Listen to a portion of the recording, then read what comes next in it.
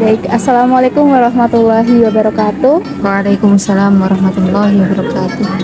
Sebelumnya, perkenalkan, saya Salva, perwakilan dari kelompok 8 Ilmu Kalam dari Prodi Manajemen Bisnis Syariah kelas 3E.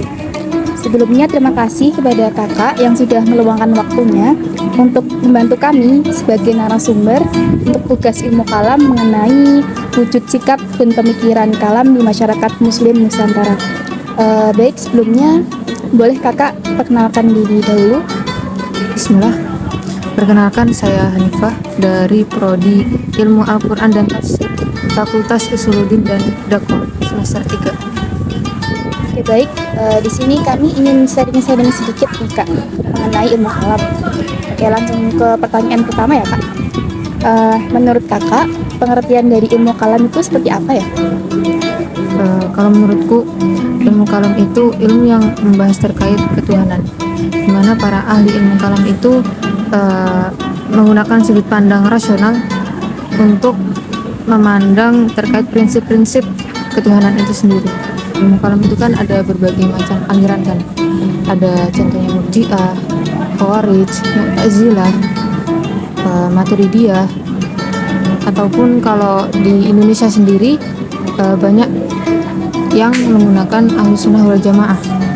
Nah, dari teori-teori aliran-aliran tersebut itu berpengaruh besar, berdampak besar terhadap kehidupan sehari-hari.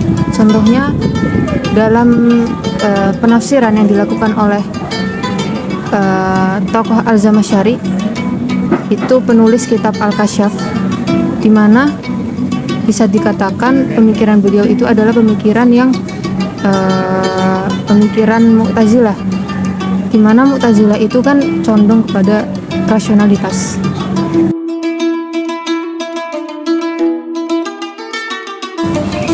Oke, baik.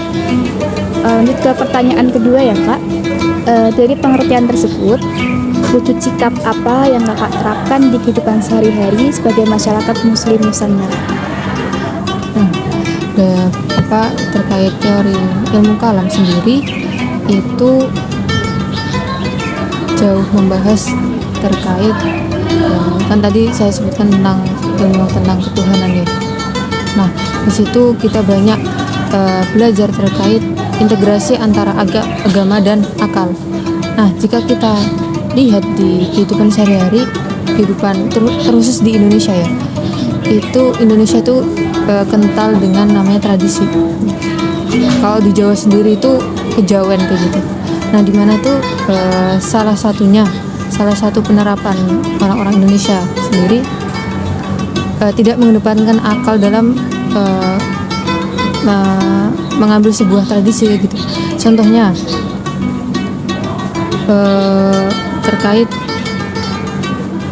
masalah, contohnya aja ya, langsung contohnya. Kalau contohnya itu ketika seseorang terkena sebuah musibah, contohnya kesandung batu. Nah, di situ banyak pemikiran kalau saya tersandung batu berarti bakal ada kesialan yang bakal terjadi gitu. Nah, di situ secara rasional ataupun bahkan secara ilmiah sendiri itu nggak bisa diterima begitu kan. Nah, di situ makanya ada ilmu kalam ini yang bisa mengintegrasikan antara agama dan akal. Jadi sebagai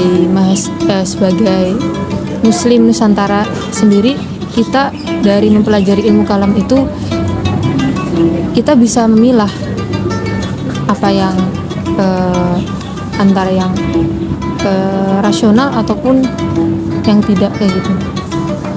Mungkin. Oke. Nah, tadi kan sudah dijelaskan mengenai gambaran penerapan ilmu kalam di masyarakat Muslim Nusantara itu mengenai berpikir rasional ya kak.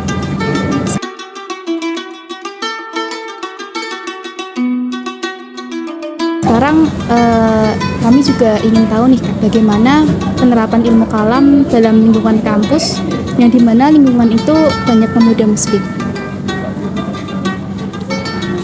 Pemuda, kalau ngomongin tentang pemuda itu harus terkait ilmu. haus akan ilmu. Ya, ya dikatakan para oknum-oknum intelektualitas gitu.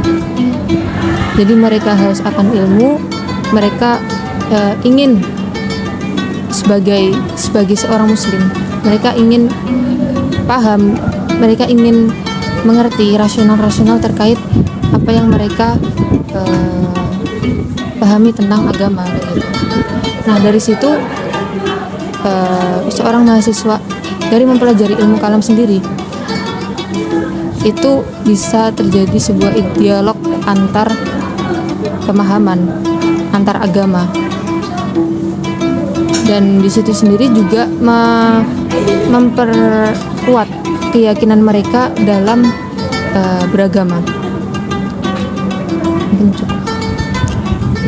Oke, baik.